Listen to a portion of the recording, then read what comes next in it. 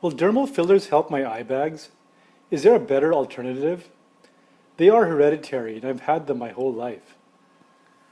Thank you for your question. You've submitted a single photo and you're asking if dermal fillers will help your eye bags and asking if there is an alternative. You state that they are hereditary and you've had them your whole life. Well, I think I can help you with this question. Just to give you a little bit about my background, I'm a board-certified cosmetic surgeon, fellowship-trained oculofacial plastic surgeon, which means I specialized first in eye surgery before further advanced specialization in eyelid surgery. This is in distinction by general plastic surgeons who do everything from head to toe over like a 2-year residency, and so I'm considered a super specialist.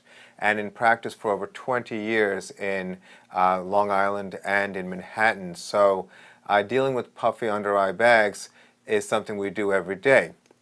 So you're right on target when you describe this as a hereditary issue.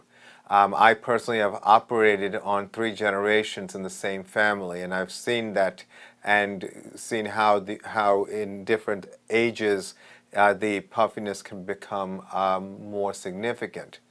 When I look at someone like yourself, and this is based on an assessment of only a 2-dimensional photo as opposed to a 3-dimensional examination, I always ask about how much do these puffiness bother you and how significant are they? In other words, what we're dealing with is, even with a genetic predilection, there are days when people have good days where they don't seem so puffy, and there are days they seem very puffy. And so when it's very slight, the option of a dermal filler, such as a Restylane or Juvederm, can be an option if it's very slight.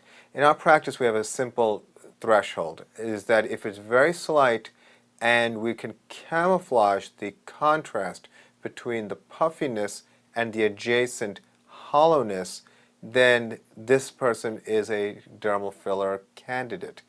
Now, this is not, and we should make some distinctions here and some definitions.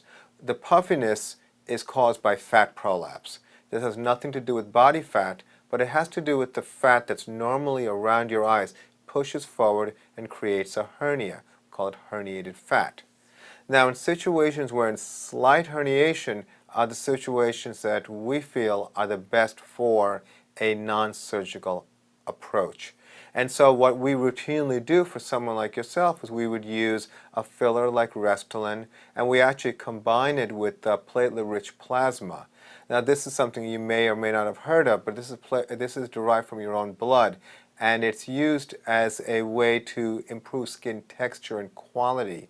And it works very well in synergy with the hyaluronic acid fillers, and in our practice we've seen this dual combination to work very well, because we are solving not only the issue with volume, but we're also improving skin quality.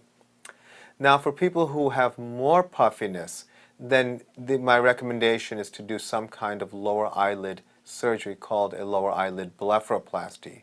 For someone like yourself, again, based on the picture alone, I would most likely do something called a transconjunctival blepharoplasty.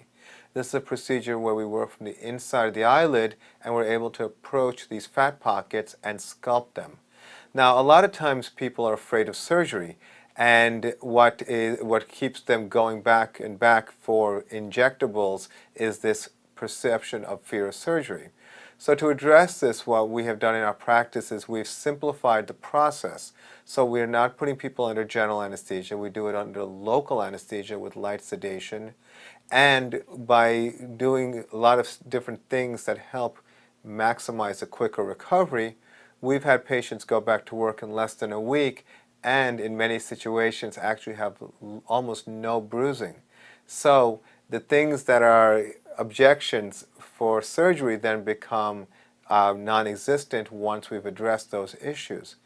So in our practice, there's no bias, and this is a distinction that I need to make, because a lot of times non-surgeons, people who don't perform eyelid surgery, will overfill the patients, trying to just keep the patient in their practice, which is unfortunate, but this is the reality, and to keep selling them more and more injectables. What ends up happening is they get a lot more volume placed in their eyelids and cheeks, and they end up looking very pillowy and puffy. And not a week goes by that we're not seeing a patient who needs hyaluronidase or something to dissolve the material. So I'd recommend you meet with qualified, experienced cosmetic surgeons to learn about your options and make a decision. Understanding that, from my perspective, my advice would be is to understand things in 3 dimension, looking at both the eyes and the cheek and the effect of reducing the puffiness. You may be able to buy some time with the fillers temporarily, but it's a matter of now a proper examination to make that final determination. So I hope that was helpful. I wish you the best of luck, and thank you for your question.